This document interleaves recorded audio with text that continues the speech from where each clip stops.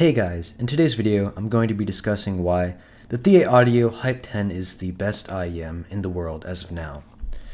Okay, so to start off with it, we have to look at their impact squared subwoofer design with the isobaric solution. And the reason this is important is because it vastly improves technical performance when you have two subwoofers instead of one.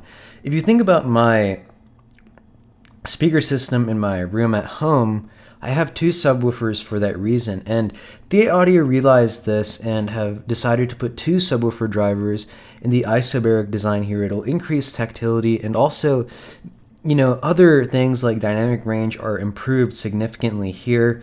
Clearly the power and texture of the bass is going to be higher, so yeah, this is really just a huge improvement in terms of performance over what you have with like a traditional, not necessarily traditional, but an IEM like the Truth or Nova with a single dynamic driver for the bass. The isobaric design with the impact squared will definitely improve performance in that regard.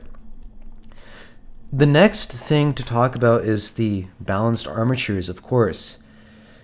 The special thing about the Hype10 is not only that it has the isobaric subwoofer design, it has 8 balanced armatures per ear with four crossovers, and what this results in is a total of 10 drivers, and the dynamic range you get is going to be super extreme. Extension to 40 kilohertz is a bit ridiculous. They have two different types of drivers for this earphone. I think it's even 3 different types of drivers for this earphone, and the dynamic range is unbelievable, because if you don't really know what dynamic range is, it's essentially the more drivers you have, the higher dynamic range you have, because each driver, if you have independent crossovers, can handle different areas of the response, and this allows for it to be more effortless. If you only have one driver or less drivers, it will take more effort and the sound comes across more strained. For example, the Nova only has 5 drivers, so it takes double the effort of the Hype10 for this to play sound, or the Hype10 drivers, and that results in approximately half the dynamic range of the ThieAudio Hype10. If you use a single dynamic driver IEM, it will only have 1/10 the dynamic range of the ThieAudio Hype10. So next thing we get into is the all-important frequency response graph. We can see that the bass shelf is very concentrated with the isobaric design. The mid-range is pretty flat, but the treble is super spectacular on this IEM. Not that the other parts of the IEM are bad, they're extremely good as well, but just look at how well extended it is.